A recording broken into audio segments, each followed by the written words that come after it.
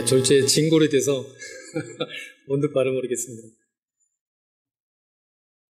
저에 대해서 너무 잘 포장해서 말씀해 주시느라 너무 애쓰신, 땀 흘리신 모습이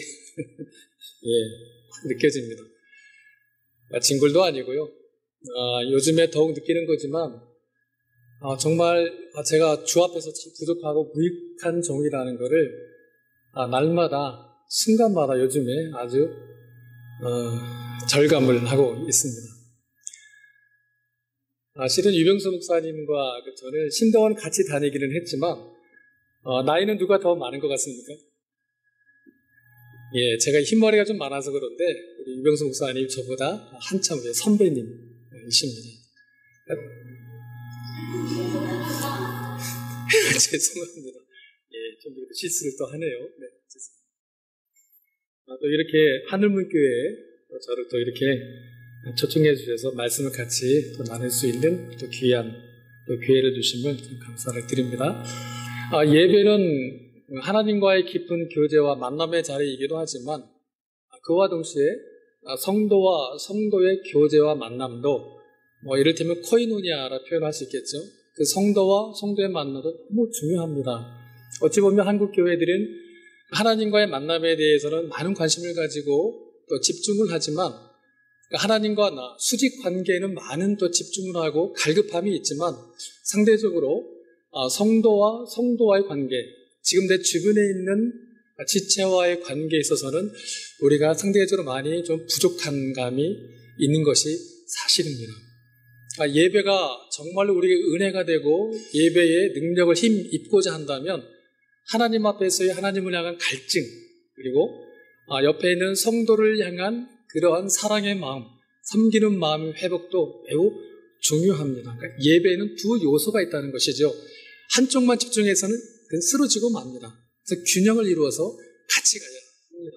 왜 이렇게 말씀을 드리는가 하면 우리 주변에 누가 있나 한번 보십시오. 보시고 제가 하는 대로 이렇게 따라 옆에 분에게 하시기 바랍니다. 당신은 지금은 저와 시선 마주치지 마십시오. 다시 한번 당신은 하나님의 명품입니다. 그렇게 생각 안 되더라도 다시 한번 당신은 하나님의 걸작품입니다. 한마디만 더 하겠습니다. 걸작품답게 사십시오. 그렇게 사실 수 있기를 바랍니다. 여러분, 예수 믿는 신자된 저와 여러분 한 사람 한 사람은 하나님 앞에서 그 누가 뭐래도 하나님께서 직접 택하고 만들어내신 하나님의 자녀, 명품이요 걸작품입니다. 졸작은 단 한 사람도 없습니다. 짝퉁도 없습니다. 이미테이션 한 사람도 없습니다. 근데 참 저도 그렇지만 우리가 명품으로 거듭났는데 우리 삶을 보면 짝퉁처럼 사는 경우들이 사실은 없지 않아 있습니다. 본질은 명품인데 사는 건 짝퉁이면 그만큼 불행한 인생도 없을 것 같습니다. 걸작품인 만큼 명품인 만큼 명품답게 사실 수 있는 우리 삶을 통해 하나님의 영광을 온전히 드러낼 수 있는 저와 여러분 되시기를 주님의 이름으로 축원합니다. 이 세상에서 가장 큰 복은 뭐라 생각하십니까? 이미 우리는 받아 누리고 있습니다. 이 세상에서 가장 큰 복은 예수 믿는 복입니다. 예수 그리스도가 내게 구주와 주님으로 믿어지는 것은 이 세상에서 그 무엇과도 바꿀 수 없는 가장 큰 복입니다. 이 땅에 얼마나 많은 사람들이 살고 있습니까? 우리 한반도에만 해도 6천만이 살고 있는데 그중에 거의 5천만에 이르는 사람들이 예수가 주님으로 믿어지지 않아서 믿지를 못하고 있습니다. 근데 저와 여러분은 예수가 내게 구주와 주님으로 그리스도로 믿어집니다. 이것만큼 큰 복은 이 세상에 없습니다. 성경은 이에 대해서 분명히 우리에게 증언을 하고 계십니다. 이미 우리는 큰 복을, 가장 큰 복을 받아 누리고 있는 예수 믿는 신자들입니다. 그리고 본문 말씀에서 우리 예수 믿는 신자들은 힘이 있어야 하고 강건해져야 할 것을 요구받고 있음을 발견하게 됩니다. 그러면 우리 예수 믿는 신자는 오직 무엇으로만 힘을 얻으며 어떻게 강건해질 수 있는가? 오늘 본문의 10절을 보면 신자가 강해질 수 있는 유일한 방법은 10절을 볼까요? 그럼 10절 한번 같이 한번 읽어보겠습니다. 시작. 끝으로 너희가 주 안에서와 그 힘의 능력으로 강건하여지고 신자가 강해지는 방법은 오직 주 안에서와 주님이 주시는 힘으로만입니다. 능력으로만입니다. 그러니까 주님 자신이 우리의 힘의 원천이 되시고 능력의 근거가 되십니다. 이에 대해서 예수님은 요한복음 6장 35절에 이렇게 말씀하십니다. 내가 생명의 떡이니 내게 오는 자는 결코 줄이지 아니할 것이고 나를 믿는 자는 영원히 목마르지 아니하리라.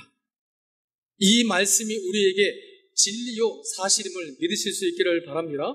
나는 생명의 떡이니, 이 말씀에서 예수님은 이 떡이라고 하는 음식을 예수님 자신과 동일시하고 계시는데, 이 떡이라고 하는 음식은 우리를 죽지 않고 살아가게 할 뿐만이 아니라 우리에게 힘도 공급해 줍니다. 따라서 지금은 예수님이 이 떡이라는 음식을 예수님 자신과 동일시하고 계시는 그 목적은 우리 예수 믿는 신자의 유일한 생명의 근원, 이 땅을 살아가는 우리 성도들의 힘과 능력의 근원은 오직 주께만 있음을 밝히시기 위함입니다.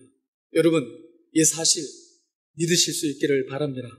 그러면 어떤 사람이 주님을 떡으로 취하며 주님의 능력을 드러내며 주님의 능력을 힘입을 수 있는가?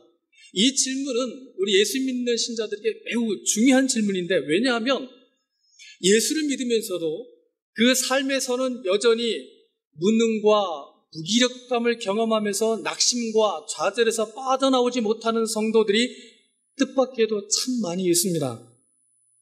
먼저 그 사람이 어떤 에너지에 근거하여 힘을 내고 있느냐가 그 사람이 누구이며 어떤 존재이며 무엇을 목표로 살아가고 있는가를 알 수 있는 아주 정확한 표지가 됩니다. 적절한 예가 될지 모르겠는데 여러분의 이해를 돕기 위해서 한 예를 들겠습니다. 우리 사람과 토끼라고 하는 동물을 예로 들어보겠습니다. 이 밥은 우리 사람이 살아가는데 꼭 필요한 그런 음식물입니다. 그런데 토끼에게도 그럴까요? 토끼가 밥 먹으면 죽습니다. 테스트할 필요 없습니다. 토끼가 밥 먹으면 죽습니다. 토끼가 힘을 내기 위해서는 밥이 아니라 풀을 먹어야만 합니다. 그런데 사람도 그렇습니까? 물론 웰빙 식품으로는 먹을 수도 있습니다. 그러나 그것도 우리가 밥을 먹기 때문에 밥심으로 풀을 먹는 게 아니겠습니까?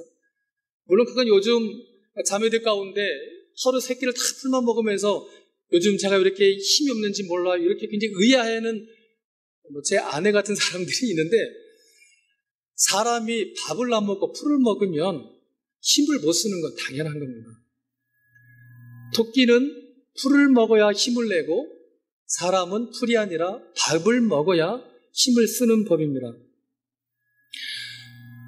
그가 무엇에 근거하여 어떤 에너지에 근거하여 힘을 내고 있느냐로 그가 누구이며 주 앞에서 어떤 존재이며 인생을 어떤 목표로 세우고 살아가고 있는가를 알 수 있는 아주 명확한 표지가 됩니다.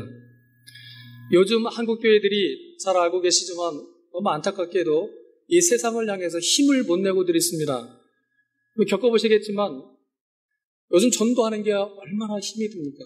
쉽지가 않습니다. 심지어는 기독교의 기 빼고 그 나쁜 글자 있죠. 그걸 쓰면서 아주 비하하고 모욕을 주고 그런 모욕도 없습니다. 예수 믿으세요라고 전도하면 세상 사람들 어떻게 반응합니까? 죄송합니다. 너나 잘 믿으세요 라고 반응합니다. 왜 그런 걸까요? 우리 대한민국의 교회들이 힘이 없기 때문에 무시하기 때문이겠습니까? 그렇지는 않은 것 같습니다. 저번 한반도에 이 개신교만 3만 5천 개에 이르는 수많은 교회 건물들이 세워져 있습니다. 그 안에 약 1,000만에 이르는 신자들이 또 다니고 있습니다. 세상의 기준을 적용하면 단일 집단으로 3만 5천 개의 조직과 약 1,000만의 조직원을 가지고 있는 그런 집단이 없습니다. 그러니까 그만큼 이 대한민국에서 우리 교회들은, 이 기독교는 엄청난 파워를 가지고 있음에 분명합니다. 그런데도 왜 우리 교회들과 신자들이 세상을 향하여 이 신앙적으로, 영적으로 왜 이토록 힘을 쓰지 못하며 힘이 없느냐 할 때에 우리의 이 예수 믿는 신앙을 우리 주님의 이름으로라고 붙일 수 없는 그런 일들에서 힘을 찾으며 성공을 요구하고 있기 때문입니다. 그러니까 우리 예수 믿는 이 신앙의 힘을, 이 믿음의 힘을 주님의 힘이라고 이름 붙일 수 없는 세속의 힘과 세속의 권력들에서 찾으며 또 그것들을 내가 얻는 데서 내 신앙에 대한 보답과 내 신앙의 진정성을 확인받으려 하기 때문입니다. 그러니까 결코 영적이지 않은 육적인 일과 내 욕심에 관한 것들, 헛된 것들을 구하는 것들에 내 모든 기대와 욕심을 걸고 있기 때문에 그것들이 내 것이 되지 않았을 때 영적으로 더 무기력해져서 낙심하고 좌절하다가 결국엔 역시 세상은 신앙만으로는 안 되는 거였구나, 성경으로는 안 되는 거였어, 내가 참 순진했구나, 이런 결론을 내립니다. 결국 이 말은 우리가 어떤 문제에 걸렸을 때 우리의 신앙이 흔들리는가 하면 우리 신앙 자체가 흔들려서 신앙이 흔들리는 것이 아니라 신앙이 아닌 내 현실과 삶의 문제들에 걸려서 우리의 신앙이 흔들리는 겁니다. 그러니까 이 세상에서, 이 세상과 사람들의 인정을 받으며 이 땅에서의 성취와 성공을 통해서 내 인생의 안전과 만족을 욕심내는 데서 바로 거기에 우리의 신앙이 걸려 넘어지는 겁니다. 그러기 때문에 우리가 아무리 교회 열심히 추석하고 봉사하고 헌신하고 하루 일주일에 한 번 5일, 6일 동안을 교회에서 살다시피 하면서 내가 충성하고 또 세상에서도 말씀에 순종하여 정직하고 옳게 살아도 내 형편과 조건이 여전히 아직 기미가 보이지 않는 그런 현실 앞에서 우리는 내 신앙의 무능과 영적인 무력감을 경험하게 되는 겁니다. 이런 우리의 영적 상태는 이렇게 설명될 수도 있습니다. 여전히 우리는 지금 내가 갖고 있는 신앙과 신앙 행위로 저 사람보다는 낫다는 어떤 구별됨을 확인받고자 하는 그 육적인 욕구가 있는 겁니다. 여러분, 우리가 신앙생활을 하면서 우리가 쉽게 걸려드는 가장 어리석은 기대와 소망 중에 하나가 뭔가 하면 내가 열심히 있고 뜨거운 신앙을 가졌다는 것으로 들뜨거운 신앙을 가진 사람과는 차별된 어떤 보상과 이익을 달라고 요구하는 겁니다. 사실은 이것처럼 참 안타까운 요구도 없습니다. 한번 이런 생각이 들어가면 신앙생활을 하면서 자꾸만 억울한 생각이 들어갑니다. 저도 예외는 아니었습니다. 내가 이렇게 주의 영광을 위하여 땀 흘리고 수고하고 정말 몸 바쳐 헌신하고 충성을 하는데 그 충성의 대가가 내게 와지지를 않는 겁니다. 실체적으로 느껴지지를 않는 겁니다. 앞이 보이지를 않습니다. 그러니 자꾸 신앙생활 하면 해 나갈수록 억울한 마음이 자꾸만 더 드는 겁니다. 본전 생각이 자꾸만 납니다. 나는 이렇게 열심히 믿고 저 김 집사는 저기 미적지근한데, 저 혹시 김 집사님 계십니까? 안 계시죠? 여기 안 나오셨더라고요. 하늘문교회 김 집사님 계십니까? 예, 없는 줄 알고 가까이 온 거 없는 데가 또 이렇게 까먹습니다. 예. 그러니까 나는 이렇게 열심히 있고 뜨거운데 저 미적지근하게 믿는 저 김 집사는 정말 신앙생활 하는 거 보면은 너무나 형편이 없는데 열심히 믿는 나는 하는 일마다 풀리는 게 없고 저 한여름에 김 빠진 사이다처럼 미적지근하게 믿는 김 집사는 하는 일마다 대박을 치는 겁니다. 이렇게 열심히 믿는 나는 여전히 이 건강이 몸이 골골한데 안 믿는 저 사람은 날이 갈수록 쌩쌩해지는 겁니다. 내가 예수 믿는 만큼 충분한 보상을 누리지 못하고 있는 것 같습니다. 그래서 참 억울합니다. 그런데 여러분, 성경은 하나님 말씀은 이미 우리 신자들이 이미 소유하고 있는 이 이 능력에 대해서, 이 힘에 대해서 어떻게 설명하는 줄 아십니까? 우리 에베소서 1장 3절을 한번 보겠습니다. 앞에 좀 넘기면 에베소서 1장 3절 하셨으면, 지금 사도 바울의 에베소 교회 신자들을 향해 지금 도전을 하고 있는데, 3절에 맨 처음에 바울의 입에서 튀어나온 감탄사가 뭡니까? 찬송하리라. 찬송하리라. 지금 바울은 뒤에 있는 복을 얘기하려고 하는데, 그 복을 얘기하기도 전에 먼저 찬송하리라. 그러니까 견딜 수 없는 그런 막 가슴 뜨거움이 있었던 겁니다. 이미 에베소 교회 신자들에게 임하고 있는 이 복, 물론 바울 자신에게 이미 임하고 소유하고 있는 이 복을 말하려니까 바울이 너무 뜨거워서 견딜 수가 없었던 겁니다. 단순히 미사여구가 아닙니다. 찬송합니다. 감사가 퍽 터졌습니다. 그 이어서 어떻게 말할까요? 같이 한번 읽어볼까요?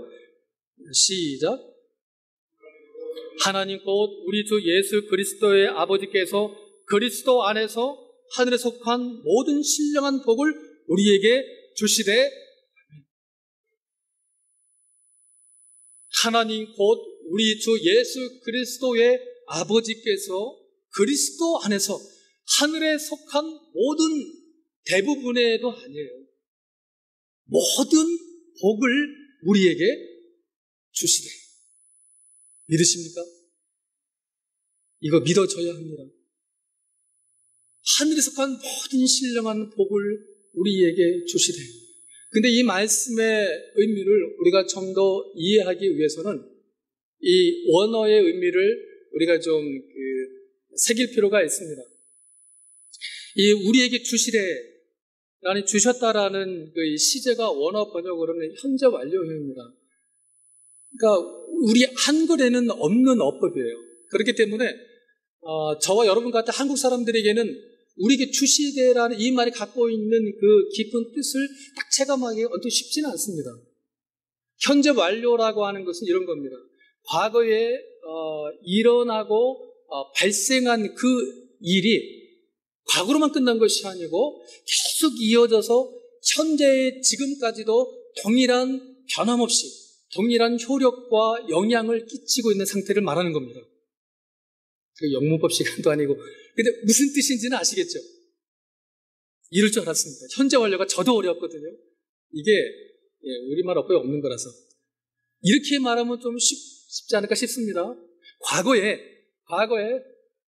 제가 100억을 소유하게 됐습니다. 돈이라는 건 그런데 어떻죠? 자꾸 줄어들게 되어 있지 않습니까? 근데 현재 완료라는 것은 내가 과거에 100억이라는 돈을 손에 꼭 쥐고 있었는데 시간이 지나면서 전혀 단 1원도 줄어들지 않고 그대로 현재에도 내가 갖고 있는 상태를 말하는 겁니다. 줄어들진 않아요. 이제 이해가 되겠습니까? 예, 그렇습니다. 그러니까 하나님께서 하늘에 속한 그 모든 신령한 복을 우리 예수 믿는 신자들에게 주신 것은 현재 완료형입니다. 분명히 하나님께서는 모든 신령한 복을 이미 우리에게 주셨으며 그 모든 신령한 복이 현재에 우리에게 조금 더 줄어들지 않고 충족하게 거하고 있습니다. 소유되고 있습니다. 바울은 이 모든 신령한 복을 로마교회 신자들에게는 이렇게 이제 표현을 합니다.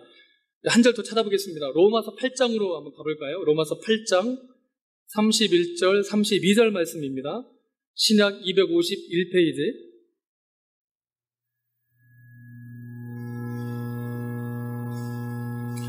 로마서 8장 31절, 32절.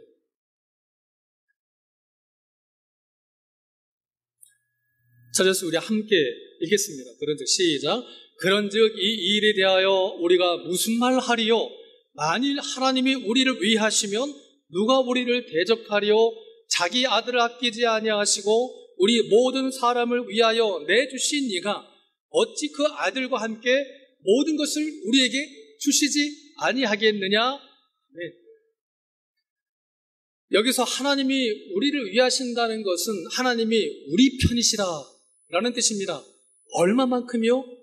자기 아들을 아끼지 않고 내어놓으실 만큼 그러므로 모든 것을 우리에게 주시지 아니하겠느냐.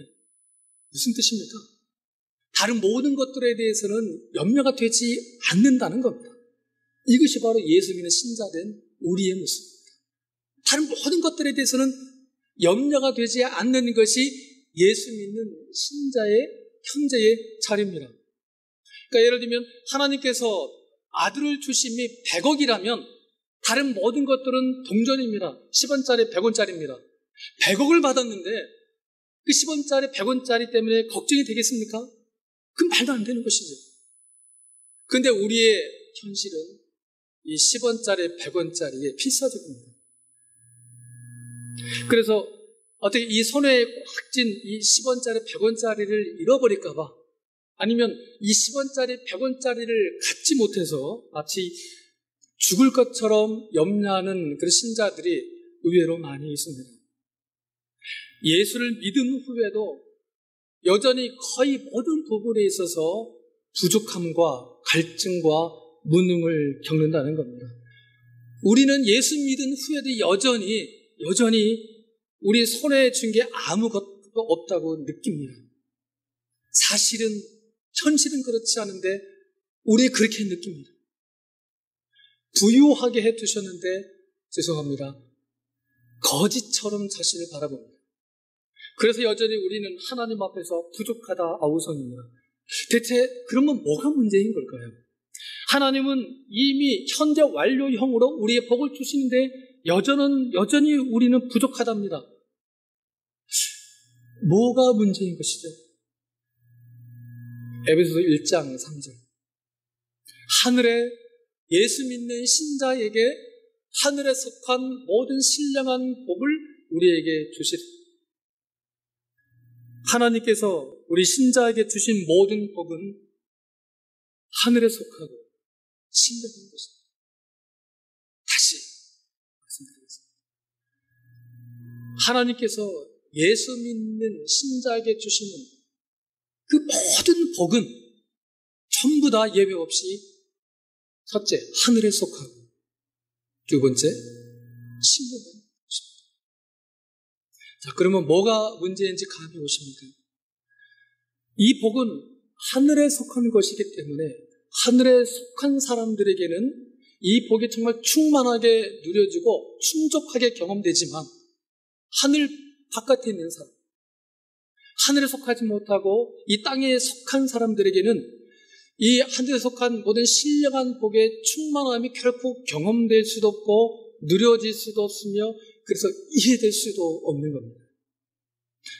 성도 여러분, 우리 예수 믿는 신자는 정말 우리가 예수 믿는 신자입니다.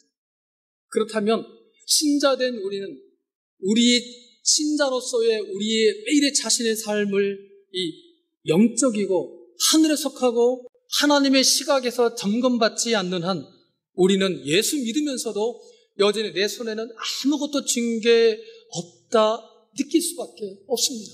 예수 믿으면서도 여전히 허공에 손짓하는 것만 같습니다. 가슴이 허전합니다. 맨날 서운해보는 것만 같습니다. 이미 하나님께서는 하늘에 속한 모든 신령한 복을 우리에게 충만하게 주셨으며 지금 이 시간에도 충만하게 쏟아 부어지고 있고 여러분들이 하나님의 부르심을 받는 마지막 순간까지도 예의 없이 충만하게 쏟아질 텐데도 우리는 입을 열 때마다 부족합니다, 주십시오 이것을 반복할 수밖에 없게 되는 겁니다. 우리 주 안에 사랑하는 우리 성도 여러분, 저와 여러분은 그 신분이 이 땅이 아니라 하늘에 속한 사람들입니다. 그러니까 우리의 등기는 이미 하늘로 옮겨갔습니다. 물론 비록 우리의 육신의 몸은 이 땅을 살고 있지만 예수를 믿는 그 순간부터 우리는 이 땅에서 하늘을 살고 있는 사람들입니다. 거기에 속한 모든 신령한 복을 현재의 완료형으로 이미 모두 충만하게 받아서 현재에도 충족하게 소유하고 있는 사람들이 바로 저와 여러분들인 줄 믿으실 수 있기를 바랍니다. 그러하기 때문에 여러분, 우리 예수 믿는 사람들은 우리 예수 믿는 우리의 신앙은 늘 하늘에 속한 것을 초점해야만 합니다. 무슨 말입니까? 우리의 신앙은 내세적이어야 하며 영혼을 목표해야 하며, 그래서 이 땅에서의 성취와 성공이 아니라 오직 그리스도 안에서 하늘에 속한 모든 신령한 복에만 초점하며 목표해야만 한다는 겁니다. 만약에 우리가 이것을 놓치면 우리의 신앙은 영원이 아닌 지금을 목표하기 시작합니다. 그러니까 우리의 신앙이 지금 이 세상에 눈에 보이는 그 수명이 잠깐인 것들을 주목하기 시작한다는 겁니다. 그래서 우리 예수 믿는 신앙을 수단으로 해서 잠깐을 얻고자 욕심을 냅니다. 그것도 신앙의 이름으로 세상의 것들을 욕심내며 기도로 쏟아내는 그러한 어린아이 같은 모습들이 많이 발생하는 겁니다. 그 영혼과 거룩을 초점하지 못하는 겁니다. 그러면 왜 우리는 자꾸 이러한 그 영적인 신령한 기초를 놓치는 것일까요? 사람이라는 존재는 본질상 신령한 일들에 관해서 관심을 가질 수 없기 때문입니다. 우리 사람이라는 존재는 본성적으로 이 세상의 일에 관해서만 관심을 갖습니다. 그래서 눈으로 볼 수 있고 만질 수 있고 감각으로 느낄 수 있는 것들에만 관심을 갖습니다. 성경은 그리스도 안에서 하늘에 속한 모든 신령한 복을 우리에게 주셨다라고 선포합니다. 우리가 이 예수 그리스도 안에서라는 기초와 뿌리를 놓아버리면 우리는 다시 육신으로 돌아가고 죄의 시각으로 돌아가고, 죄의 시각으로 돌아오는 한 기독교는, 복음은 우리에게 줄 것이 아무것도 없습니다. 곧 가난한 자신을 발견하게 됩니다. 기독교가 내게 아무것도 아니라는 것을 발견하게 됩니다. 이 세상 사람들은 이 세상의 전부이기 때문에 그들은 이 세상을 결코 포기할 수 없습니다. 그렇기 때문에 이 세상이 이렇게 시끄러운 게 아니겠습니까? 이 세상의 모든 싸움은, 그것이 개인 간이든 어떤 집단 간이든 기업 간이든 어떤 국가 간이든, 이 세상의 모든 싸움은 아무리 그럴듯한 명분과 가치와 의미를 부여해도 그 모든 싸움은 다 결국엔 밥그릇 싸움입니다. 그런데 우리 예수 믿는 신자는 하늘에 속한 모든 신령한 복, 영원을 소유하며 이미 주 안에서 충만하여졌기 때문에 우리는, 예수 믿는 신자들은 이 세상을 얼마든지 양보할 수가 있는 겁니다. 믿으십니까? 신자들은 이미 하늘에 속한 그 모든 신령한 복, 영혼을 소유하며 주 안에서 이미 충족하여졌기 때문에 이 세상은 얼마든지 내놓을 수 있습니다. 그래서 상대방이 오른뺨을 때리면 왼뺨도 내놓을 수 있는 것이고, 심지어는 어느 수준까지 갑니까? 원수조차도 용서가 되는 겁니다. 그리고 바로 그 순간부터, 그러니까 상대방이, 세상 사람이 오른뺨을 때리면 왼뺨도 내놓을 수 있는 바로 그 순간부터 우리 교회와 신자들은 그때 비로소 세상을 향하여 힘을 내며 힘을 씁니다. 물론 세상의 식과 논리는 이 복음의 논리와 완전히 정반대입니다. 세상의 논리는 뭡니까? 오른뺨을 맞으면 어떻게 합니까? 상대방을 왼뺨 정도 때리는 게 아니라 아예 상대방을 죽이기까지.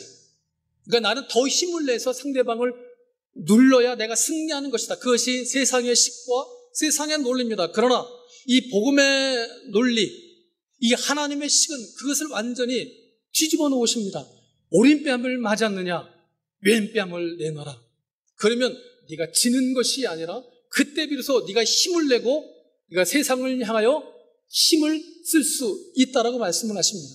바로 그것이 우리의 예수 믿는 믿음의 정말 이해될 수 없는 신비이고 복음의 능력입니다. 복음의 능력은 우리의 힘을 통해, 능력을 통해 나오는 것이 아닙니다. 바울이 뭐라고 했습니까? 우리의 약함을 통해 나온다고 말씀을 하셨습니다. 여러분, 우리는 이미 주 안에서 하늘에 속한 모든 신령한 복으로 충만해진 사람들입니다. 이것이 지금 저와 여러분의 현재의 상태이고 실상입니다. 그렇기 때문에 이미 우리에게 소유된, 우리가 가지고 있는 이 복을 이제 우리가 엔조이 해야 합니다. 즐겨야 합니다. 소유만 해서는 사실 의미가 없습니다. 소유했으니 이것을 누려야 하지 않겠습니까? 그리고 우리에게 소유된 이 복을 누리기 위해서는 우리의 신앙이 철저하게 내세적이어야 하며 영혼을 목표해야 하며 이 땅에서의 성취와 성공이 아니라 오직 포함되고 되고 하나님 앞에서 성결과 거룩, 바로 이것만을 우리는 목표해야만 합니다. 그렇지 않고 우리의 예수 믿는 신앙이 이른바 이 땅에서의 성취와 성공을 목표하는 순간 우리의 신앙은 누가 누구보다 나으며 훌륭하냐는 그러한 싸움과 경쟁으로 가게 됩니다. 예를 들면 이렇게 되는 겁니다. 당신의 건강이 안 좋은 것은 당신이 신앙생활을 잘못하기 때문이고, 내가 이렇게 건강이 좋은 것은 난 신앙생활을 잘하기 때문이고, 당신이 여전히 월세를 못 면하는 것은 당신의 믿음이 월세 믿음이기 때문이고, 난 이렇게 내 집을 가지고 있는 것은 내 집 신앙을 가지고 있기 때문에, 당신의 자녀가 이름 모를 대학에 들어간 것은 당신이 기도를 안 했기 때문이고, 하더라도 덜 했기 때문이고, 내 자녀가 이렇게 인류대학에 들어간 것은 내가 기도를 많이 했기 때문이다. 당신은 기도를 짧게 하기 때문에 아마 일찍 죽을 것이고, 나는 기도를 길게 하니까 나는 길게 살 것이고, 이렇게 우리의 신앙을 이 세상에서의 성취와 성공과 부유함에 기준하여 이 세상의 것들을 목표하는 순간 우리의 예수 믿는 신앙은 누가 누구보다 나으며 훌륭하냐는 경쟁과 다툼으로 가게 되고, 그런 신앙에서 나오는 하나님의 이름으로 행하는 그 모든 열매들은 성령의 열매가 아닌 육의 열매요, 육체의 증거만 될 수밖에 없습니다. 이제 결론을 맺고자 합니다. 세상 사람들에게는 이 세상이 전부이기 때문에 그들에게는 이 세상만 있습니다. 그래서 이 세상을 그들 포기할 수가 없습니다. 하고 싶어도 포기가 되질 않습니다. 그들에게는 이 세상만 있기 때문에. 그러나 우리 예수 믿는 신자는 어떤 사람들입니까? 우리 예수 믿는 성도들은 눈에 보이는 이 세상은 그 수명이 잠깐이라는 것을 너무나 분명히 알고 있기 때문에 그 수명이 잠깐인 것들을 목표하며 우리의 삶을 소비하지 않습니다.